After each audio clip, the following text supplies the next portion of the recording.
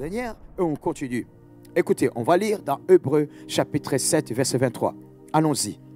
Hébreux chapitre 7, verset 23. Qu'est-ce que cela nous dit? C'est aussi pour cela qu'il peut sauver parfaitement ceux qui s'approchent de Dieu par lui, étant toujours vivant pour intercéder en leur faveur. Vous comprenez? Là, il s'agit bien des premiers ministères, un des premiers ministères accomplis par notre Seigneur Jésus après sa résurrection. On voit que c'est après son ascension, étant au ciel, il est assis à la droite du Père et il intercède pour nous. Et c'est pour cela que celui qui a écrit le livre des Hébreux, il dit, étant toujours vivant pour intercéder en leur faveur, en notre faveur. Il est toujours vivant. Il est vivant, il est ressuscité. Il est vivant, il est ressuscité. Qui? Jésus. Qui? Jésus. Qui? Répète après moi. Il est vivant. Tu reprends, il est ressuscité. C'est bon? Il est vivant. Il est vivant. Qui? Qui?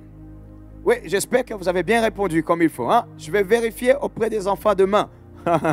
Gloire à Dieu. Oui, il est vivant, il est ressuscité. Qui? Jésus. Qui? Jésus. Qui? Jésus. Alléluia. Oui, oui, oui, oui, oui. Alléluia, notre Seigneur. Il est vivant, il est ressuscité. On acclame, on acclame, on acclame, on acclame, on acclame, on acclame.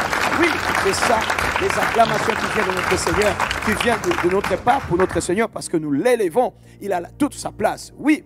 Pourquoi? Il intercède pour nous. Il est assis à la droite du Père. Oui, c'est lui qui te dira, quelqu'un d'autre puisse prier pour toi, il t'a menti. Sainte Marie, Mère de Dieu, priez pour nous, pauvres pécheurs. Faux! Ce n'est pas dans la parole de Dieu. C'est Jésus qui est assis à la droite du Père. Il intercède pour nous. Il n'y a pas un saint qui intercède pour nous. Il a fini sa course. Il est là où il est en train de glorifier Dieu. Il est en train d'adorer. C'est la vocation céleste de racheter. Adorer Dieu, élever Dieu. Par contre, Jésus, lui, il a le rôle d'intercesseur dans le royaume de Dieu. Il ne faut pas mélanger les choses.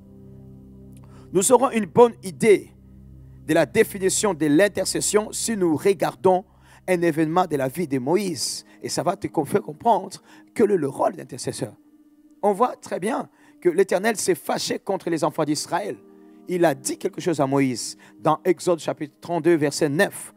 Il a dit ceci à Moïse. Exode chapitre 32, verset 9. Vous n'avez pas à lire, vous notez seulement et vous lirez, vous méditerez sur ça pendant ce temps de jeûne. Quand vous êtes en train de prier, vous pouvez avoir un temps de pause où vous revenez dans les notes des enseignements. C'est pour cela, j'espère que vous avez votre agenda spirituel pour noter toutes ces références et des choses que vous apprenez.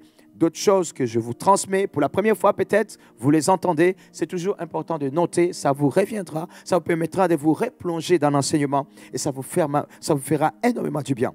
Qu'est-ce que cela dit? L'Éternel disait ceci, « Je vois que ce peuple est un peuple au cou raide. Maintenant, laisse-moi, ma colère va s'enflammer contre eux. » Il est en train de converser avec Moïse. Et comme Moïse était un intercesseur, eh bien, il parle avec Dieu. Et il va faire son rôle d'intercesseur, vous allez comprendre. Je réponds, je vois que ce peuple est un peuple au cou raide. Maintenant, laisse-moi. Ma colère va s'enflammer contre eux et je les consumerai. Mais je ferai de toi une grande nation. Toi Moïse, je ferai de toi une grande nation. Par contre, les autres, je vais les consumer. Il ne restera que toi, Moïse, mon chéri, hein? Mon fiston chéri. Bon, ça, c'est ma version, c'est moi qui augmente. Hein. Si tu as bien ta Bible devant, tu vas voir qu'il y a des choses que moi, j'ai augmenté pour mettre un peu. Voilà. Et on continue en disant, Moïse implora l'Éternel, son Dieu, et dit, « Pourquoi, ô Éternel, ta colère s'enflammerait-elle contre ton peuple que tu as fait sortir du pays d'Égypte par une grande puissance et par une main forte? Reviens de l'ardeur de ta colère et reprends-toi du mal que tu vas faire à ton peuple. » Waouh! Et un intercesseur a la capacité de faire résonner Dieu. Vous vous rendez compte? Là, Moïse raisonne Dieu. Entre guillemets, reprend Dieu. En disant, non, non, mon Seigneur, mais avec le respect. Non, non, non, non. Non, mon Seigneur. Un intercesseur, vous voyez, il parle avec Dieu. Il touche le cœur de Dieu. Dieu prend plaisir à l'entendre. Et Dieu prête l'oreille et respecte, prend avec considération cette personne. Pourquoi? Parce que Dieu voit continuellement son ange dans sa présence. L'ange de cet intercesseur, Dieu le voit continuellement dans sa présence. Venez déposer les prières que cet saint, cet enfant de Dieu présente devant son Seigneur chaque moment. Et donc, comme il prie, un intercesseur prie tout le temps, ben, son ange est continuellement dans la présence de Dieu. Et son ange est connu par Dieu. Et tu veux que je puisse te dire, généralement ton ange attitré à toi te ressemble. Ça peut être différent, mais généralement, souvent, selon tout ce qui est témoignage qui a été décrit, que ce soit dans la parole ou dans la vie de tous les jours, ben, l'ange te ressemble. Ton ange attitré à toi, il y a plusieurs anges, mais l'ange qui est attitré à toi, il va te ressembler. Et donc, Dieu te voit dans sa présence. Ici, Moïse comprend que Dieu va consumer ce peuple et il fait le rôle d'intercesseur. L'intercesseur va plaider la cause des autres auprès de Dieu. Il va plaider en faveur d'autres personnes. Il va prier. Il va porter les autres. Il va porter d'autres situations auprès de Dieu. Et puis seulement après, il va pouvoir présenter ses sujets de prière. C'est pour cela qu'un intercesseur, des fois, il peut même s'oublier. Il va avoir des sujets de prière, mais il va s'oublier. Mais par contre, je vous conseille de ne pas vous oublier. Parce que, souvenez-vous, hein, même si vous priez pour les autres, c'est important à un moment donné de présenter vos propres sujets de prière. C'est pour cela que vous voyez notre sœur à Nawal chaque matin. Elle nous conduit dans la prière matinale. Et à un moment donné, elle nous dit, maintenant, en ce moment, sortez votre liste de prières pour nous catcher, nous interpeller en disant, maintenant, n'oubliez pas, présentez vos sujets de prière. Même si nous avons prié pour le monde, pour d'autres personnes, ceux qui sont malades, mais par contre, ne t'oublie pas, c'est important. Amen. Ok, regardez, Dieu a donné à Moïse ce qu'il avait demandé. Il a épargné le peuple en intercédant en sa faveur devant Dieu. Il avait demandé à Dieu d'épargner leur vie. Ceci illustre deux choses. C'est quoi ces deux choses? Être épargné de la colère de Dieu, c'est possible. C'est le rôle du ministère de l'intercession.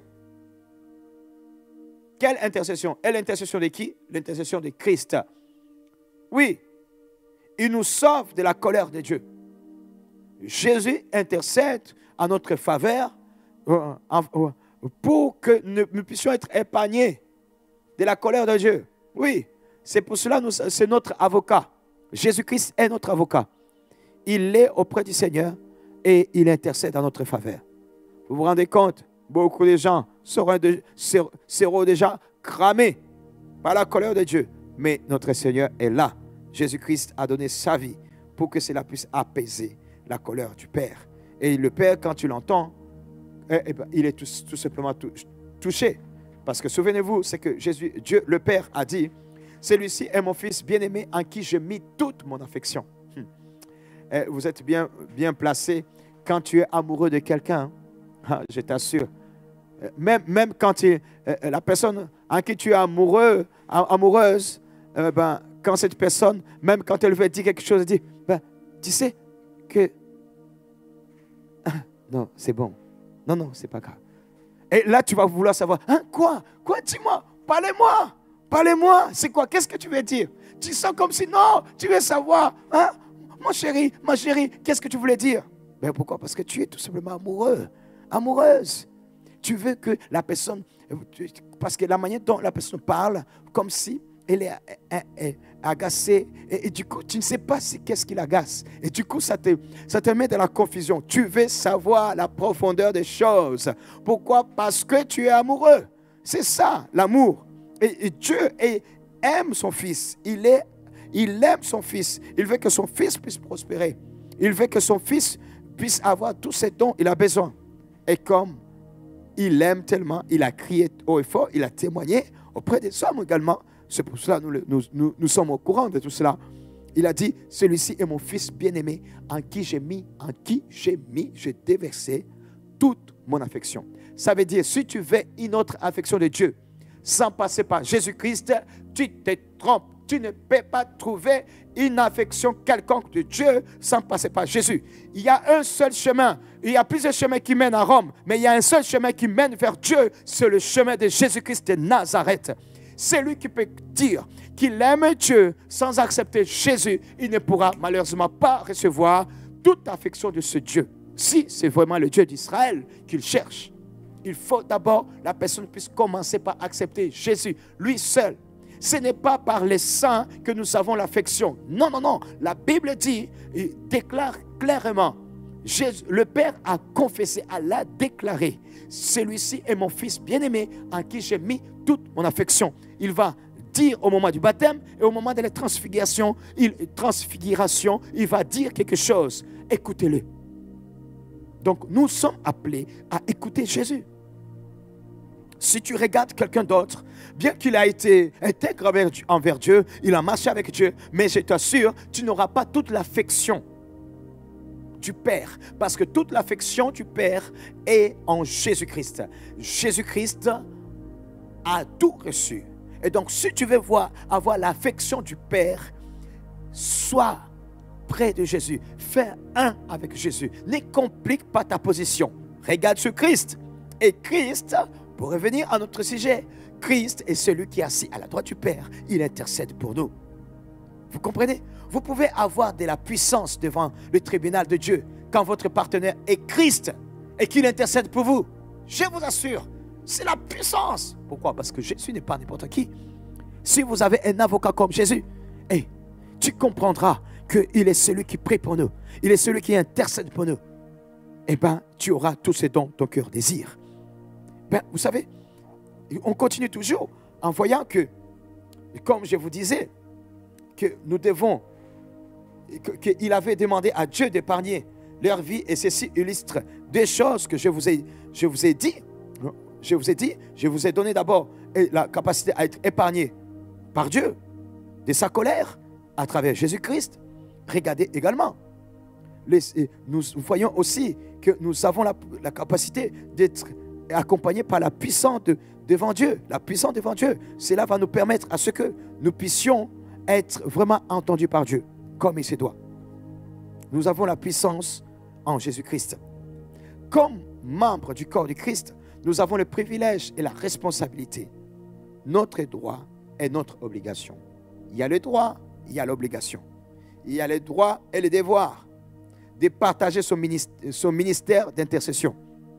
Un si grand appel dépasse notre capacité, mes bien-aimés. Cependant, le Saint-Esprit est avec nous pour nous aider, nous donner de la puissance par la prière. Oui, nous avons besoin de la puissance à travers la prière pour que nous puissions répondre, pour que nous puissions être au rendez-vous de notre appel d'intercesseur. Voici deux traductions de notre verset principal, le verset que nous allons décortiquer souvent. C'est le verset de Romains 8, 26 et 27. Romains 8, 26, 27. Écoutez, nous allons prendre déjà la version Bonne Nouvelle. Il dit ceci. De même, l'Esprit aussi vient nous aider, nous qui sommes faibles, car nous ne savons pas prier comme il faut. Mais l'Esprit lui-même prie Dieu pour nous avec des gémissements qu'on ne peut exprimer par des paroles. Et Dieu qui voit dans les cœurs comprend ce que l'Esprit veut demander, car l'Esprit prie pour ceux qui appartiennent à Dieu, comme Dieu les désire. Oh! Et tu vas te priver, toi, de parler en langue. Tu vas te priver de prier en langue. Hein? Tu vas te priver, après la lecture de ce verset, tu vas te priver vraiment de prier en langue. Oh, tu te rends pauvre. Tu ne pries pas en langue. Commence de maintenant à avoir ce désir ardent en toi de vouloir prier en langue. Que tu puisses grandir comme il faut. Que tu puisses t'élever comme il faut à ce rang de pouvoir suivre ce que Dieu veut te dire. Écoutez aussi dans la version Martin. Martin 1855. De même aussi, l'Esprit soulage de sa part de nos faiblesses, car nous ne savons pas comme il faut ce que nous devons demander. Mais l'Esprit lui-même prie pour nous par des soupirs qui ne se peuvent exprimer. Mais celui qui sonde les cœurs connaît quelle est l'affection de l'Esprit, car il prie pour les saints selon Dieu. Ça veut dire que si tu veux prier d'une manière précise, si tu veux prier d'une manière chirurgicale, si tu veux faire cette prière de sniper, hein, tueur d'élite, et dégaine comme il faut. La prière en langue.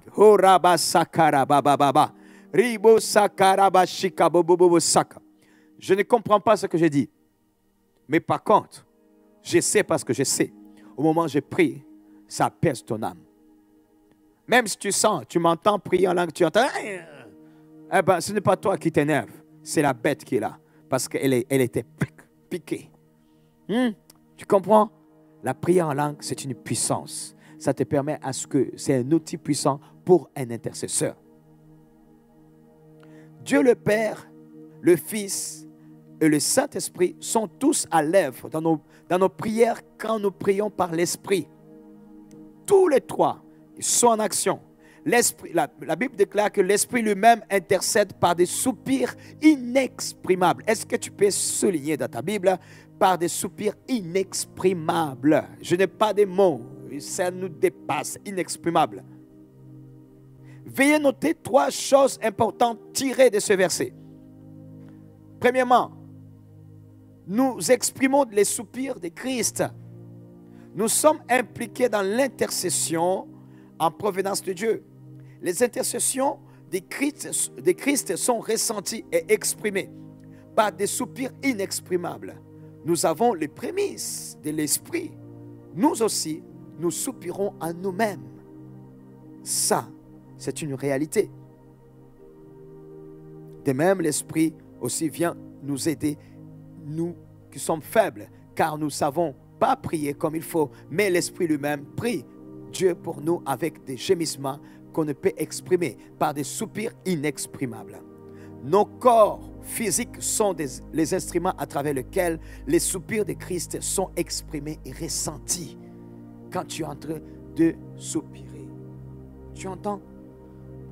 Oui, oui, oui, oui.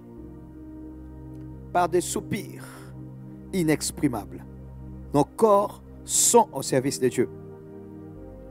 Il y a aussi quelque chose, deuxième chose importante qui est tirée de ce verset.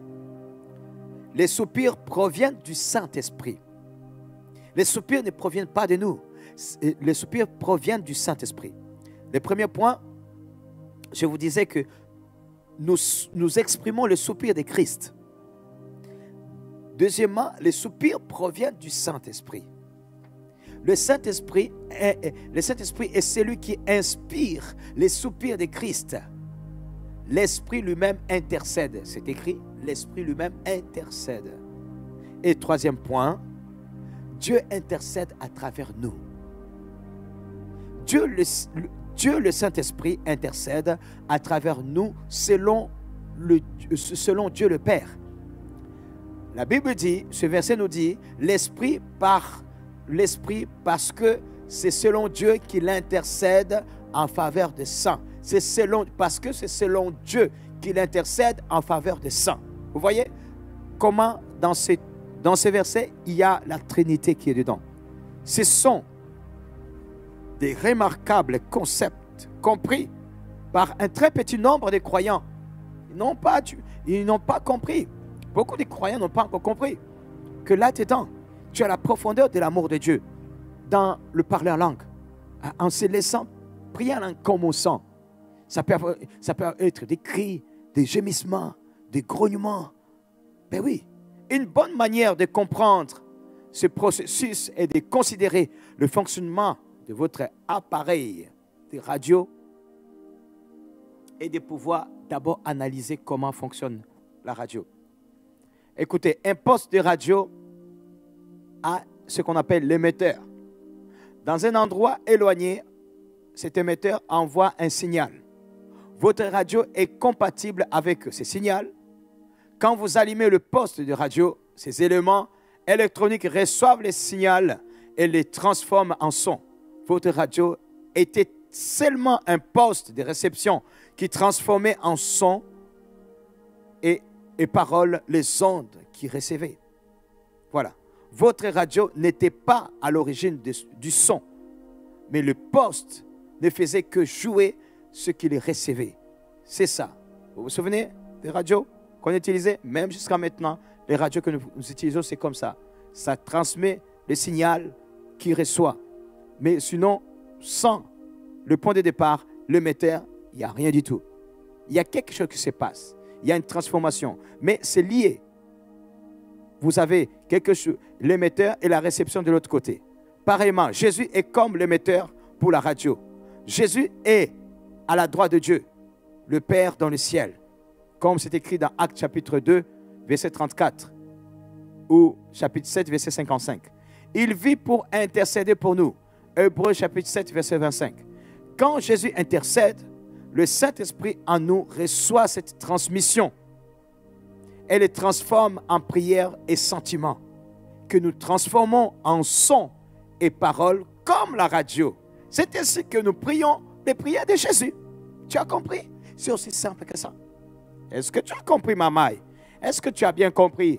Oui, c'est comme ça. En fait, vous comprenez que là-dedans, dans la prière en langue, il y a la Trinité qui intervient. Le Saint-Esprit est identifié d'une manière unique avec Dieu le Fils, Jésus dans la Bible. Notez que le Saint-Esprit est appelé l'Esprit de Christ. 1 Pierre chapitre 1 verset 10 et 11 nous dit ceci. Les prophètes qui ont prophétisé touchant la grâce qui vous était réservée ont fait de ce salut l'objet de leur recherche et de leur investigation, voulant sonder l'époque et les circonstances marquées par l'Esprit de Christ qui était en eux. L'Esprit de Christ, tu peux souligner l'Esprit de Christ. Oui, la Bible dit aussi dans Romains chapitre 8, verset 9, Romains chapitre 8, verset 9, si quelqu'un n'a pas l'Esprit de Christ, il ne lui appartient pas. Si quelqu'un n'a pas l'Esprit de Christ, il ne lui appartient pas. Vous voyez, le Saint-Esprit est appelé aussi l'Esprit de Christ. Jésus et le Saint-Esprit, c'est indissociable. Jésus et le Saint-Esprit travaillent ensemble. Jésus nous donne une très bonne idée de la manière dont il travaillera avec le Saint-Esprit après son retour au ciel. Quand il nous parlait dans Jean chapitre 16, verset 13, en disant « Quand le consolateur sera venu, l'Esprit de vérité, il ne parlera pas de lui-même, mais il dira tout ce qu'il aura entendu. » Ça veut dire tout ce que je lui aurais dit, moi, Jésus. Voilà, tu as compris? C'est comme ça. C'est comme ça que ça se passe. C'est ça notre Seigneur. Waouh! Ça veut dire que quand tu pries en langue, quand tu es en train de prier en langue, même quand tu veux partir comme ça, tu pars comme ça, hein, tu vas à gauche, à droite, tu ne sais pas où aller. Mais quand tu es conduit par l'Esprit de Dieu, en priant en langue, tu vas prier comme il se doit. Hein, tu comprends? Et même quand il y a des gens qui te regardent autour, qui te disent, waouh, qu'est-ce qu'il est devenu fou? Mais non, c'est la folie pour le monde, mais la sagesse de Dieu. Alléluia! Oui, c'est ça. C'est pour cela que je te conseille de la Seigneur. Je sens vraiment l'onction sur moi. Alléluia. Pourquoi? Parce que c'est merveilleux, mes frères et sœurs. C'est merveilleux de pouvoir comprendre que quand nous prions en langue, nous sommes en train de déclarer les paroles de notre Seigneur. Oui, ça nous dépasse, mais laisse-lui faire son œuvre en nous. N'oubliez pas, qu'est-ce que Jésus avait dit? Dans Matthieu 28, le dernier verset, qu'est-ce qu'il a dit? Voici, je serai tous les jours avec vous. Tous les jours avec vous, jusqu'à la fin du temps. Et réalise que Jésus est avec toi. Et prie en langue, parle. Déverse les merveilles qui viennent de son cœur en ta faveur, en priant en langue. Écoutez, ça c'est une réalité. Ça c'est une réalité. C'est une réalité. Quand le consolateur sera venu, l'Esprit de vérité, il ne parlera pas de lui-même, mais il dira tout ce qu'il aura entendu. Quelle personne entend l'Esprit? Qui donne à l'Esprit les paroles qu'il doit dire? Je crois que le Saint-Esprit répète les paroles de Jésus. Oui, c'est ça. C'est ça. L'Esprit dit ce qu'il entend Jésus dire. L'Esprit prie les mêmes paroles qu'il entend Jésus prier. L'Esprit se sert de nous comme les instruments par lesquels les paroles et les prières de Jésus sont exprimées. C'est pour cela que quand tu es en train de prier en langue, à un moment donné, tu es chez toi. Tu sens pouvoir prier en langue. Prie, tu es en train de diffuser. Vous voyez comme les parfums là que vous mettez dans vos maisons pour diffuser les odeurs dans la maison. Oh. Mais le bon parfum céleste, à ce moment-là, tu es en train de diffuser les propres prières de Jésus dans ta propre maison. Ce n'est pas pour rien que pendant des générations, beaucoup de gens ont combattu le parler en langue. La prière en langue est souvent combattue. Et souvent, les gens qui sont encore enchaînés par des esprits religieux, tu veux savoir, quelqu'un qui est enchaîné par des esprits religieux, ça va être quelqu'un qui ne va pas supporter le parler en langue. Ben oui. Si quelqu'un a encore le problème d'accepter le parler en langue, ça veut dire qu'il y a une forteresse qui est encore sur sa vie, qui l'empêche d'accepter le parler en langue. Mais le jour où cette forteresse partira, ben, il goûtera à l'amour de Dieu. Comment c'est bon, comment c'est merveilleux de se laisser. C'est facile. Il y a beaucoup de gens qui disent que la foi chrétienne est difficile.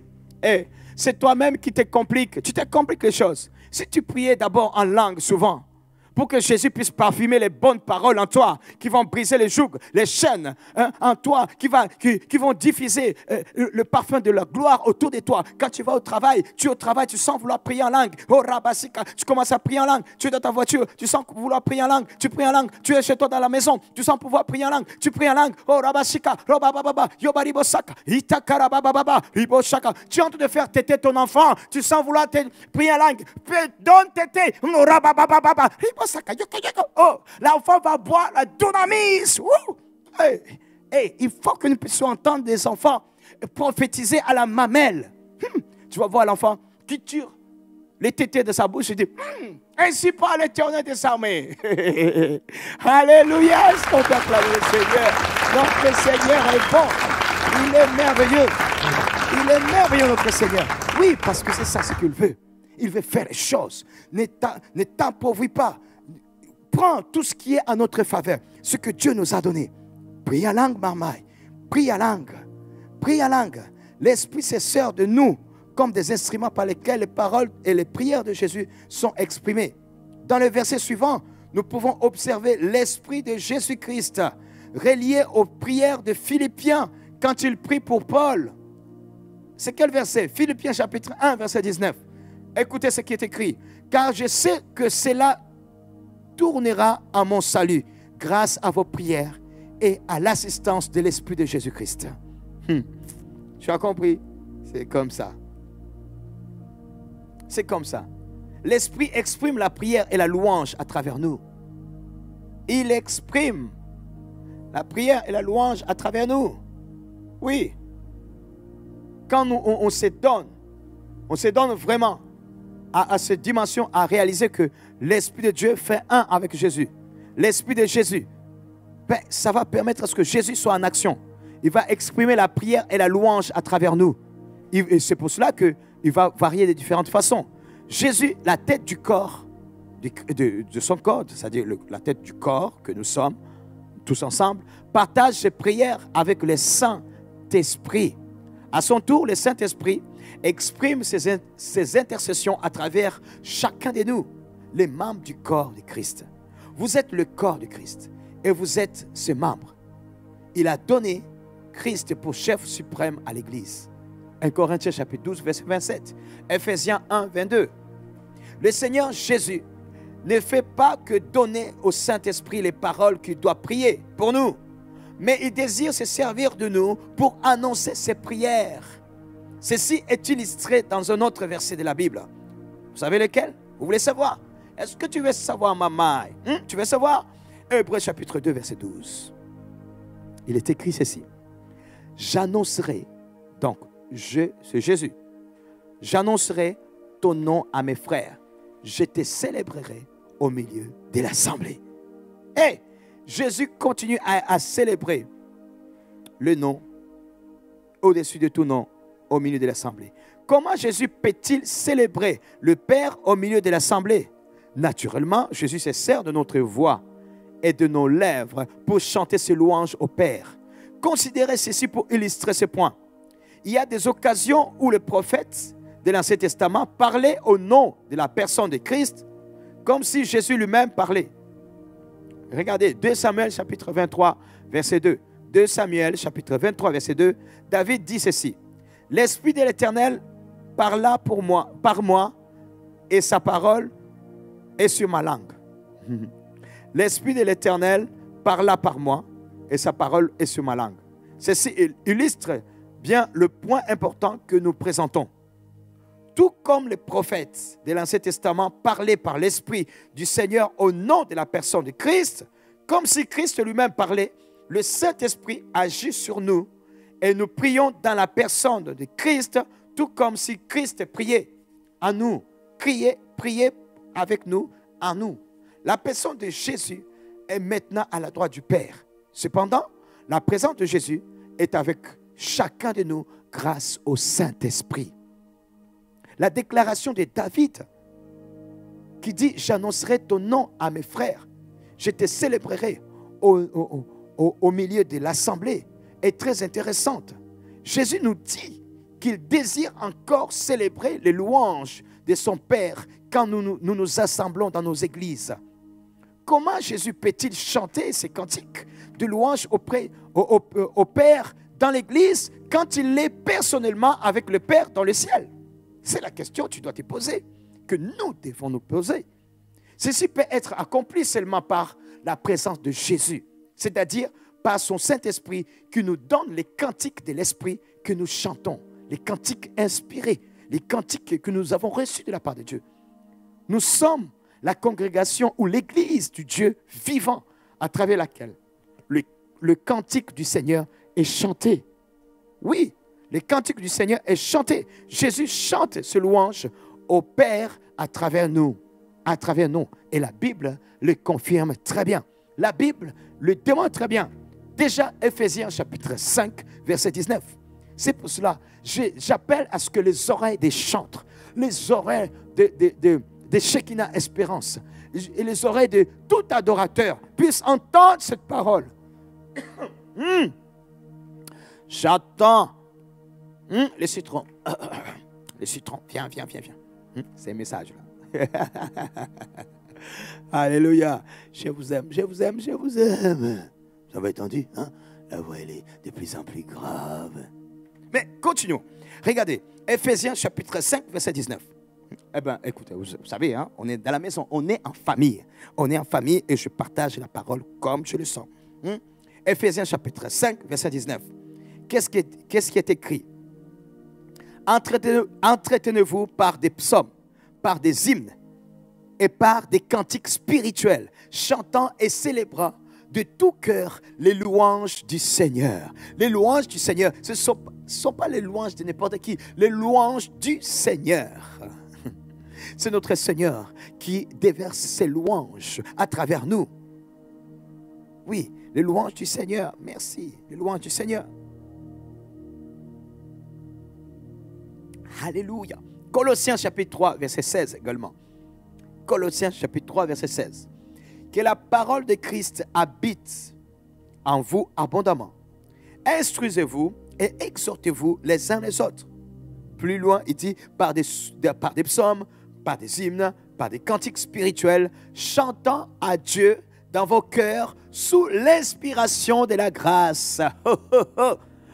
Haribo sakaribo shiababa sakaribo sakababa. Ribo sakaribo shiai. Roba sakaribo sakaribo. Roba sakaribo shikababa sakababa. Tu vas entendre, ce n'est pas harmonieux, mais c'est merveilleux pour le Seigneur. À un moment donné, tu vas commencer à dire, Jésus, j'étais mon sauveur, le Seigneur de ma vie. C'est un chant qui n'existait pas, mais tu sens les mots qui sont devenus. Ne te prends pas trop au sérieux. Tu t'en fiches. Même si celui qui est à côté de toi peut être en train de rigoler, tu t'en fiches. Laisse Laisse que l'inspiration puisse continuer. Tu sens vouloir prier en langue. Orabasaka ribosaya. Ribosak. Roma ribosaka riboshaya bayi. Robasaka ribosaka riboya. Ribosaka ribobobo shikabanti. Noko ribosaka yaba. Ribosanti noi. Roma ribosantina. Roba yaba shika. Roma ribosaka ribosaka ya. Ribosanti noi. Roba siabai. Ben oui, tu chantes, tu t'en fiches de la voix. Tu t'en fiches. Eh, ne nous prenons pas trop au sérieux. Soyons toujours enfants. Garde l'âme de l'enfant. Garde l'âme de l'enfant. Et cela permettra à ce que tu puisses être performant. Si tu te prends trop au sérieux, les choses de Dieu, tu passeras à côté. Reste, si tu laisses la raison puisse prendre place en toi, tu ne pourras pas être efficace. Est-ce que tu sais, si tu laisses que la raison puisse prendre plus de place en toi, tu ne pourras jamais être un serviteur de Dieu. Ok, tu seras un serviteur débutant, toujours, mais tu ne passeras pas une certaine dimension. Parce que la raison de tout ce que tu as appris dans la vie, c'est ça qui va, à un moment donné, va revenir en toi et va te freiner. Les précautions, l'éducation que nous avons reçue. Il ne faut pas faire ça, c'est dangereux, c'est ça et ça, ainsi de suite. Ça, ce n'est pas bien. Quand tu pries comme ça, c'est hors gamme. Et quand tu pries comme ça, c'est dans la gamme. Et quand tu fais comme ça, ce n'est pas harmonieux. Ainsi de suite. Toutes ces choses-là, tu mets de côté. Mets-les de côté. Si tu enlèves ça, tu vas voir. Tu vas voir, ta vie spirituelle va passer à une autre dimension. Pourquoi? Parce que tu t'en fiches, tu regardes que ce que l'Esprit de Dieu remonte dans tes entrailles et tu le déclares. Et ça te vient super bien. Et ça fera que tu sois toi-même. Vous savez, il y a beaucoup de gens qui jouent les rôles. Hein. Ils jouent des rôles. Leur vie, c'est qu'ils te montrent. La personne, ce qu'elle te montre, ce n'est pas elle, c'est quelqu'un d'autre. Mais sois toi-même. Garde l'âme de l'enfant. L'enfant est authentique. Et c'est pour cela, bon, ça c'est autre chose. Sinon, je vais rentrer dans un autre enseignement. Quand on est petit, avant l'âge de la raison, on capte beaucoup de choses. Hey, je ne vais pas rentrer dans tout cela. Continuons. Écoutez, Jésus désire nous remplir de sa louange éternelle pour les pères, comme il nous démontre dans Ephésiens 5, verset 19 et Colossiens 3, verset 16. Que nous devons et célébrer, chanter et célébrer de tout notre cœur les louanges du Seigneur. Quand nous sommes remplis du Saint-Esprit et que nous obéissons, Jésus déclare les louanges du Père par nos lèvres. Il se sert de nos voix dans nos cultes d'adoration pour pouvoir s'exprimer. C'est pour cela les gens qui vont venir à l'église au moment de louer le Seigneur. Tu es venu à l'église, tu n'ouvres pas la bouche, tout est écrit. Si tu sais lire, c'est écrit. Si tu ne sais pas lire, c'est chanter. Tu suis les paroles, mais tu vas voir quelqu'un n'ouvre pas la bouche. Il ferme, ses lèvres ne bougent même pas. Ce n'est pas une méditation, c'est une louange, c'est une déclaration, c'est une confession des paroles de Dieu. Dieu, tu comprends que Jésus, quand nous louons, Jésus veut s'exprimer. Il est assis à la droite du Père, mais il a inspiré, il est en train de dire les choses, et le Saint-Esprit qui est dans le ciel et qui est ici sur la terre, il est en toi, il est en train de répéter tout simplement les louanges de Jésus en toi. Et ben, quand tu chantes ces chants, ben, tu es en train de chanter avec ce que Jésus veut chanter. Et ça fait du bien à ton âme. Ça brise le joug. Ça fait éclater, la graisse fait éclater le joug en toi. Laisse que l'Esprit de Dieu puisse faire son travail en toi et ne lui en empêchez pas. Ne limite pas l'expression du Saint-Esprit en toi, mon frère. Quand tu viens à l'église, Jésus veut danser. Et toi, tu te mets, tiens. Au fond de toi, tu as envie de danser. Mais quand tu regardes les gens autour, tu commences à... Non, je vais me limiter. Oh. Mais quand tu es dehors, tu entends la musique. Quand tu étais dans le monde, quand tu es chez toi, tu commences à faire quelques pas de danse. Mais quand tu es dans l'église, quand l'Esprit de Dieu, Jésus lui-même, te parle à travers le Saint-Esprit en toi, en disant ça, tu as entendu cette batterie de chant là, tu as entendu cette mélodie d'Amani là, waouh, waouh, waouh, waouh. Ulrich, et les Shekinah. Waouh, waouh, waouh. Hein? Danse pour ton Dieu. Et même, notre Seigneur Nawal peut dire, dansez, dansez. Et tu ne bouges même pas. L'Esprit de Dieu, il te dit, vas-y, danse, danse. Mais tu te dis, non, pas ici, quand même. Lâche! Au nom de Jésus-Christ de Nazareth, que les jours qui sont en toi puissent tomber. Non, Jésus. Et que tu sois toi-même. Sois comme un enfant. Bouge quand même. Comment tu peux pas juste faire. On ne te dit pas que tu puisses jouer comme le fait Michael Jackson. D'ailleurs, il n'y a pas assez de place où tu vas faire. Tu vas pas. Non, tu ne vas pas faire des glissades ou quoi que ce soit. Non, tu n'as pas assez de place. On te dit juste voilà, faire ce que tu sens vouloir faire. Et ça va attirer la faveur de Dieu sur toi. Parce que tu te laisses conduire par Jésus-Christ lui-même. C'est lui qui nous enseigne. Ton attitude détermine ton altitude. La manière dont tu vas te laisser conduire par l'Esprit de Dieu va faire que le mouvement que tu fais est en train de briser les glaces. Est-ce que vous avez déjà vu le chocolat là où on met une croûte un peu dure et quand tu casses cette croûte et tu te rends compte qu'à l'intérieur c'est vraiment fondant, ce n'est pas aussi dur. Et tu sens, c'est moelleux, c'est fondant, c'est parfumé. Et tu sens les arômes remplissent tes papilles. Tu vois, et tu commences à saliver encore plus. Tu en veux encore. Tu vois ça? Tu vois cette image-là? Voilà, cette image-là, c'est exactement ça. Quand tu laisses, on puisse casser cette croûte autour de toi, afin que le merveille, c'est que les papilles, les arômes qui sont en toi puissent remonter comme il faut et tu puisses vivre quelque chose avec ton Seigneur. Et fais briser cette brise-là, cette coquille-là, cette coque qui est autour de toi, en laissant que l'Esprit de Dieu puisse t'amener à cette dimension où ça va se briser. Vous voyez, le petit oiseau, quand il sort de son nid, il brise avec son petit bec la coquille d'œuf, et il sort, il rentre à sa liberté. Il y a des personnes qui sont en Christ, mais qui sont encore comme s'ils sont enchaînés dans une coquille. Vous savez, c'est la dimension de ces genres de louanges et d'adoration qui brise cela. Tu vas dire, je n'entends pas la parole parce que tu es dans une coquille. Mais si tu te laisses, comme un enfant, vous avez déjà vu les enfants quand ils entendent la louange chez vous, quand ils sont en train d'écouter la louange, vous voyez comment ils dansent. Les tout petits, ceux qui n'ont pas encore atteint l'âge de la raison. Vous les avez déjà observés. Ce sont des adorateurs, adoratrices. Pourquoi? Parce que la raison n'y est pas. Et ils sont pleinement dans le Seigneur. Enlève la raison et laisse être conduit par le Seigneur. Le royaume de Dieu. Laissez venir à moi les petits enfants, car le royaume de Dieu est pour ceux qui les ressemblent. Ressemble aux enfants. Ressemble à l'enfant. Enlève la raison. Sois comme un enfant. Et tu vas voir ce qui va s'accomplir dans ta vie. Dès ce soir même, tu vas voir ce qui va s'accomplir. Jésus désire nous remplir de ses louanges éternelles. Quand nous sommes remplis du Saint-Esprit et que nous lui obéissons, Jésus déclare les louanges du Père par nos lèvres. Il se sert de nos voix dans nos cultes d'adoration.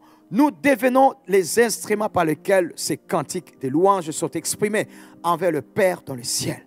C'est pourquoi la Bible appelle ce genre d'adoration les chants de l'Éternel. 2 Chroniques, chapitre 29, verset 27. 2 Chroniques, chapitre 29, verset 27, nous le démontre clairement. Tout comme Jésus exprimant ses cantiques de louange à travers nous, il désire aussi exprimer ses prières de la même manière.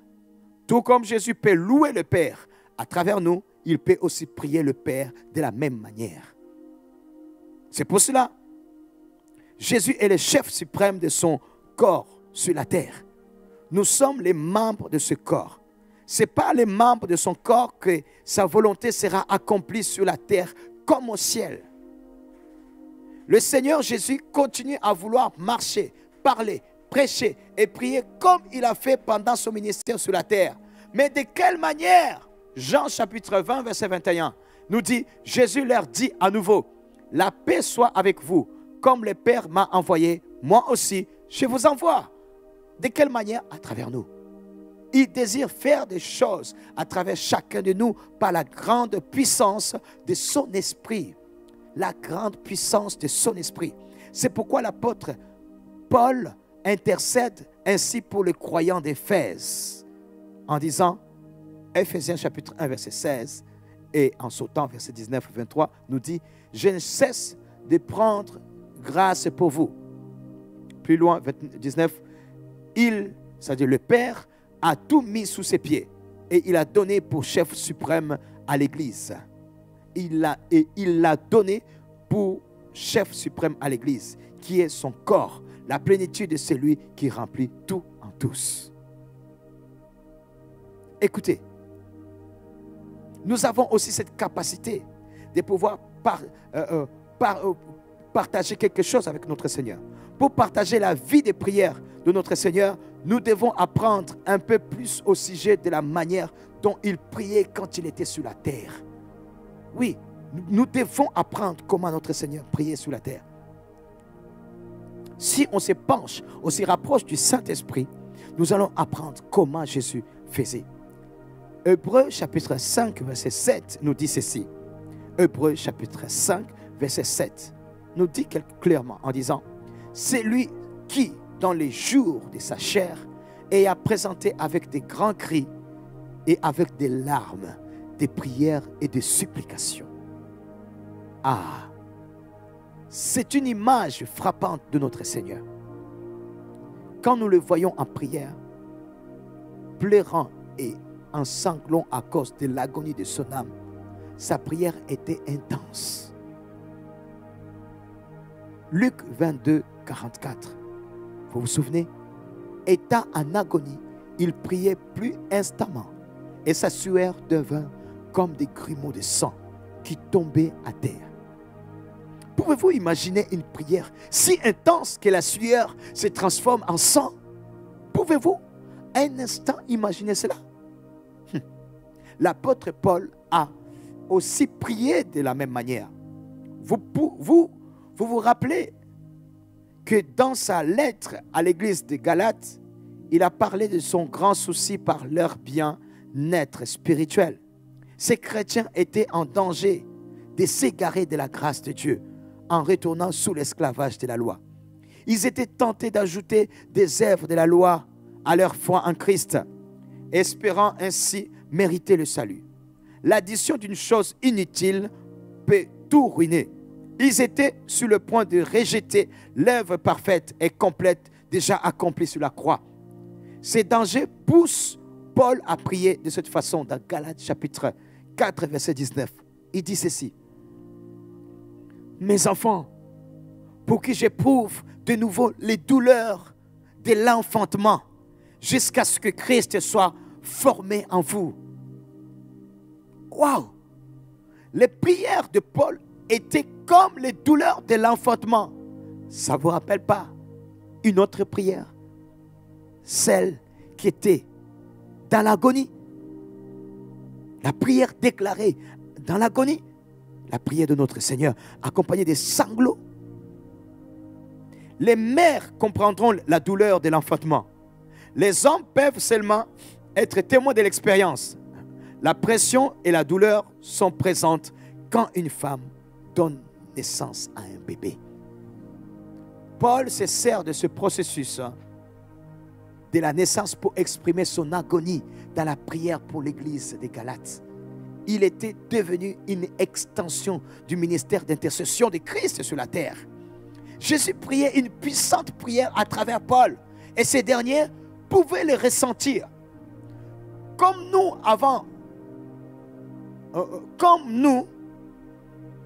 nous avons dit auparavant, la prière par l'esprit est l'acte de prière comme Dieu et de ressentir les sentiments de Dieu. C'est pourquoi Paul dit clairement dans Romains chapitre 8 verset 26 qu'on a déjà vu un peu plus haut, mais l'esprit lui-même intercède par des soupirs inexprimables, suivis d'états d'agonie, des douleurs d'enfantement, des soupirs. Oh Seigneur, pardonne-moi. Oh Seigneur, il y a des moments où tu peux sentir te prends pas au sérieux. Lâche tout, lâche tout. Tu sens vouloir rentrer dans tel domaine. Lâche tout. Tu t'en fiches des gens qui sont autour. Christ vit éternellement pour intercéder pour nous, à travers nous, selon la volonté du Père. Serez-vous disponible pour le Saint-Esprit afin de devenir un instrument pour la prière et l'intercession? C'est ça la question que je te pose. La réponse, la semaine prochaine. Je vous aime. Je vous embrasse. Amen. Est-ce qu'on peut acclamer le Seigneur?